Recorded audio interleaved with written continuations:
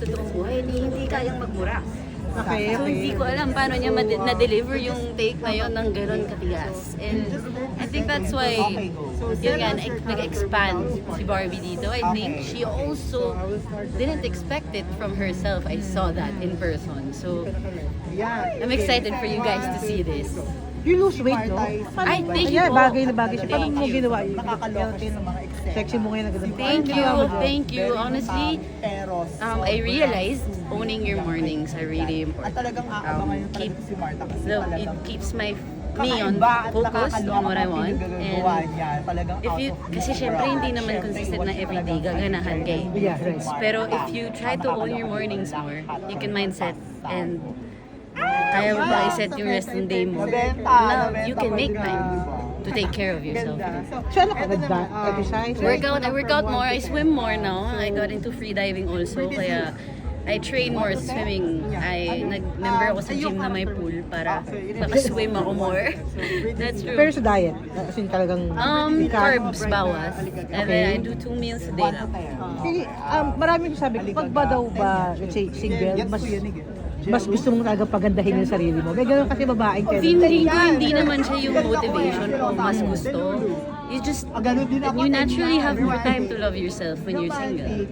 Naturally, it happens. And I think ito yung time na natututunan ko na kahit pala siguro pag taken, di dapat mawala yun. Ito ako rin. So, parang, yun nga, we talked about, medyo may glimpse ng ganun yung kwento ng movie sa Saving Cherry. And it's part of the reason why I said yes to the project. Mike, ako na-interview ka sa Fast Talk recently, no? And you said, kay Kuya Boy, and you mentioned na parang nagkaroon na rin kayo ng closure finally ni ano. Yeah, I think you can call it that. Pero, hindi siya closure usap. I think I got the closure even before yung usap na yun. Yeah, okay. Ano lang, confirmation ng closure. Ganun siya for me, sa side ko. Sino nag-initiate ng pag-uusap? Nangyari lang, because we saw each other dun sa bachelors ng best friend ko si Mikoy. So Okay. he's also a groomsman, I was the best woman. Okay. So nung nakita kami out of town, naturally, syempre, first time namin magkita ulit after the breakup, we talked about it. What do you feel after that? Mas nakanya ba na maluwag? Mas okay ba? Ano? Like I said, I think I got the closure na before that eh. So, yung hingang luwag, before that nakuha ko na eh. Okay. So parang usap na lang na, oh, dito na Kamusta ako, ka na? okay na. Ikaw, kamustahan, meron Alright, kamustahan, right. meron kamustahan. And we wished each other well. So, ibig sabihin nung nag-usap yun, wala talagang sama ng loob. Okay na siya lahat. Okay ka na. Ako okay na ako. Na-feel ko naman sa kanya wala din. Okay naman. Pero are you entertaining sa tour side now? Or Okay lang po ako. gusto mo muna Happy po self-love ako sa muna? work. Okay. Oo, happy po ako. So you don't go out? Wala muna? Minsan, nagsa-start na ako ulit. Ngayon pa lang. Dating ha? Wala, recently. nag-dating ka na? Wala pa rin? Wala pa. Pero lumalabas-labas na ako now. So sana, dadating yan pag time na. Pero okay pa ako honestly. Nag-enjoy ako dito. First movie. Okay. Lesson learned from sa love. Anong natutunan mo na siguro you want to apply in your next relationship? masisisi si Martin kung magkakaroon siya ng ibang priority. Surrender lang talaga. Career niya. Diba? Sa, Hindi mo makontrol, hindi mo mapipili. Hindi mo din mapipilit. right. Kahit anong gusto mo. So just surrender and let things happen.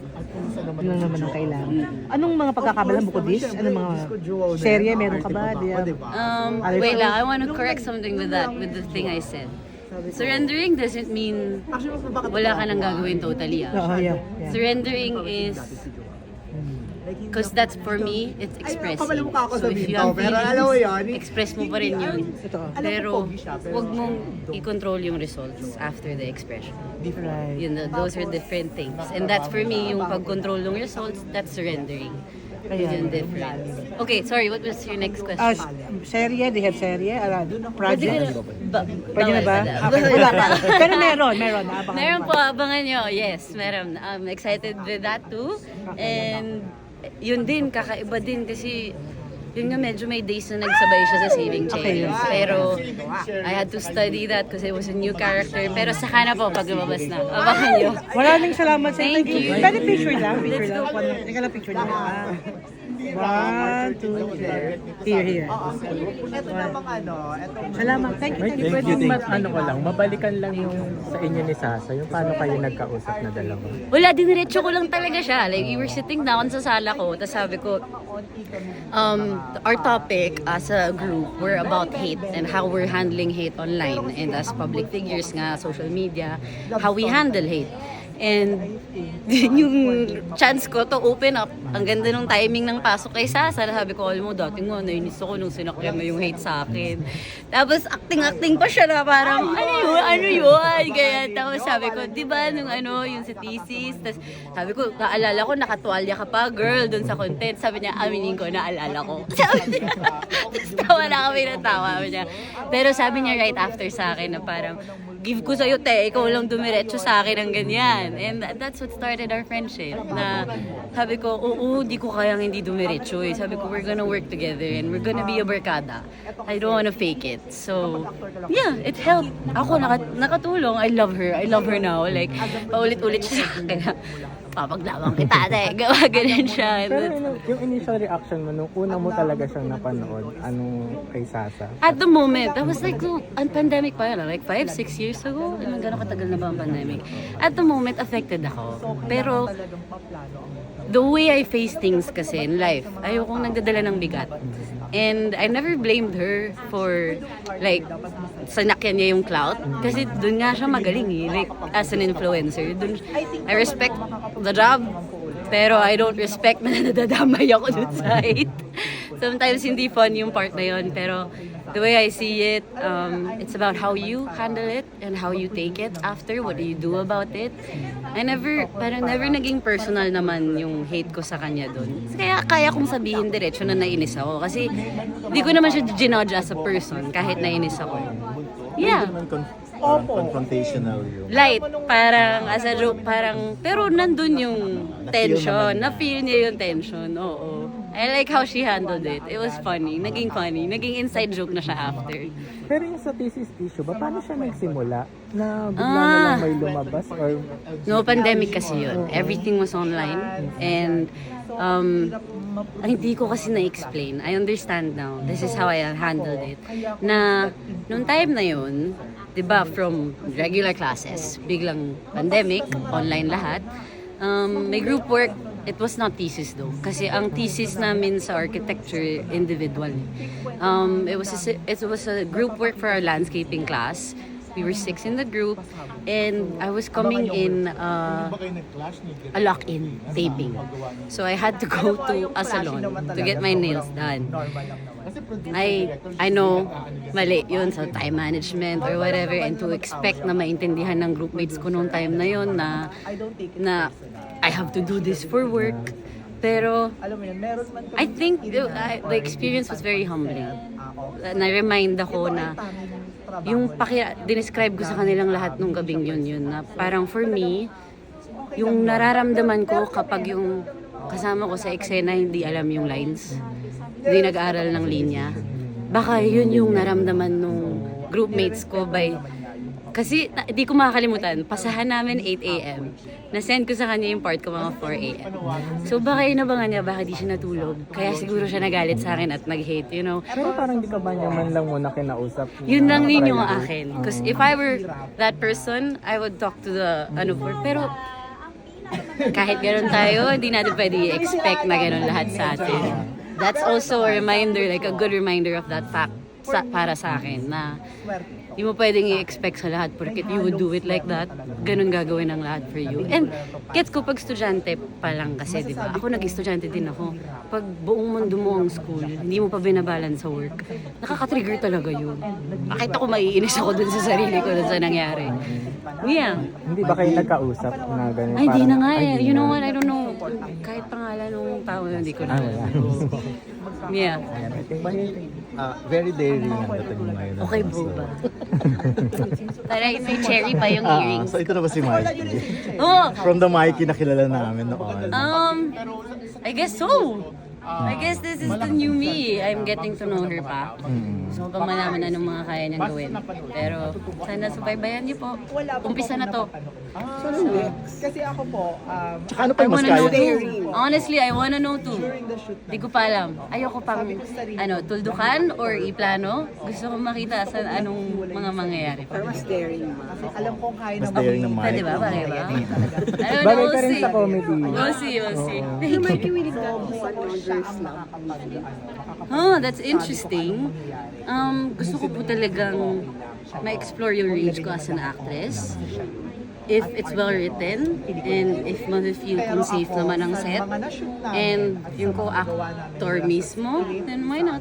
Pero ano pwede mong gawin? By the way, ang, I mean, ang wardrobe side nito ay super set. Abangan nyo na lang po pag ginawa ko na. Para may surprise pa tayo. Pasabog. Oo. Kaya mo bang mag-all out, Mike? Nakuha namin. Parang Huwag ako. ngayon na lang yan. Oo. Dahil pero single.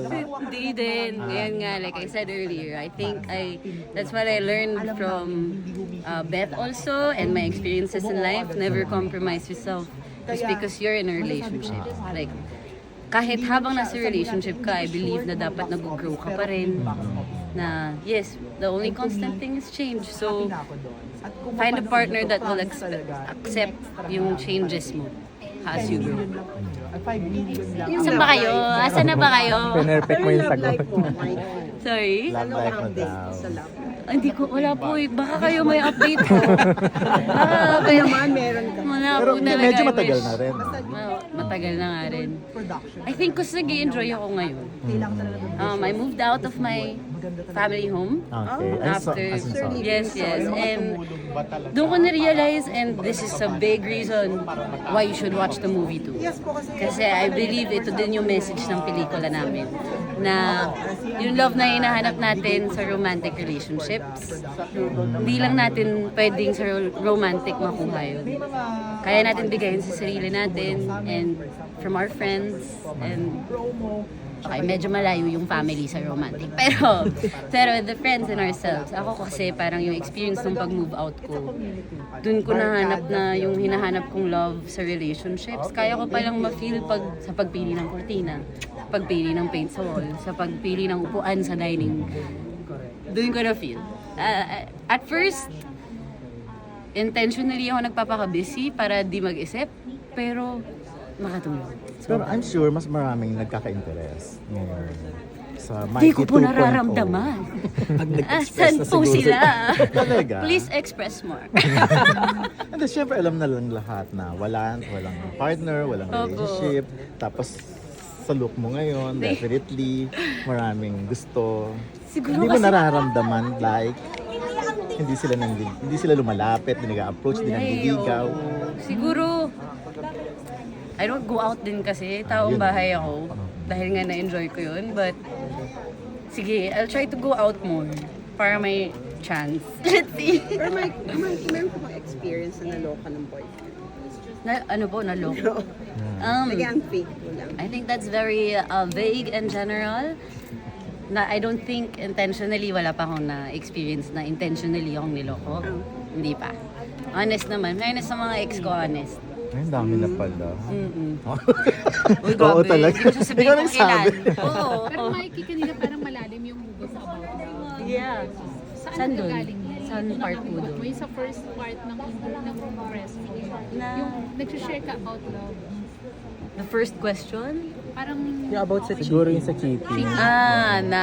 Yung no. Oo, kasi growing up, siguro bilang actress din, nakita ko playing different characters na you can't judge people.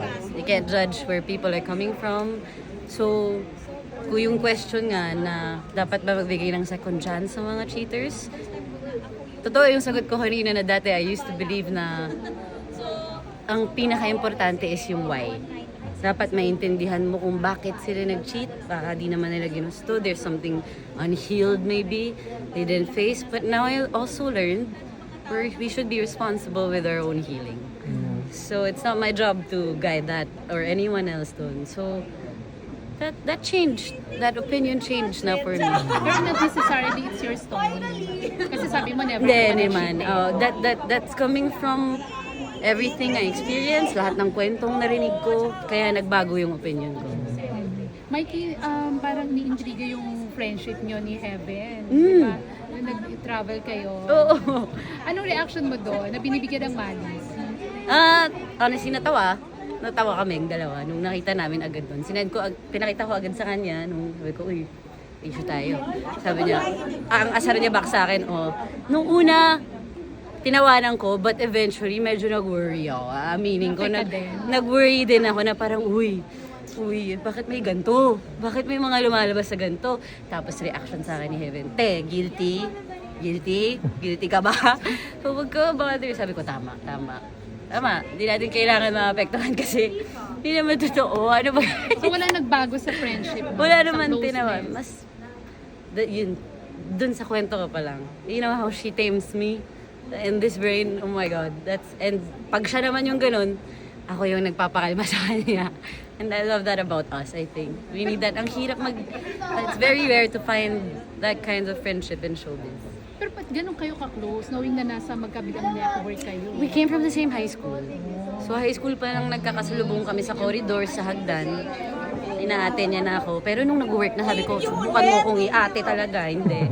And now with Barbie, can you also be friends like Heaven? I think so, yes, of course, definitely. After this project, syempre. We celebrated her birthday last night, ganyan. And yeah, hindi lang to taping friends, for sure. So ano yung na-appreciate mo last kay Barbie as a friend? Very generous, napakahusay, at hindi siya madamot sa spotlight. And a confident woman like Barbie, we need more girls. Girl. She's a girl's girl kasi, and you would feel it when you're around her. She will help you shine, and that's the very reason why also she's shining, I believe. Yeah, sobrang husay. Hindi na nanapaw sa set. Yun yung right term, hindi. Kasi hindi niya kailangan manapaw. She will shine definitely, like on her own, nang hindi niya kailangan manapaw. Pero may mga natatakot ka eksena si Barbie kasi nawawala, nakakalimutan daw yung lines dahil nga sa galing niya. Baka problema na po nila. Ikaw never mo na-experience yung gano'n. No, kasi meron namang warm side si Barbie. Hindi niya yun papafeel sa'yo. Walang sindak si Barbie, wala. Hindi mo yun mapifeel. So ito lang pala talaga yung First time namin mag-work. Thank you. Thank you. Salamat. Thank you. May picture na Help kita. us sa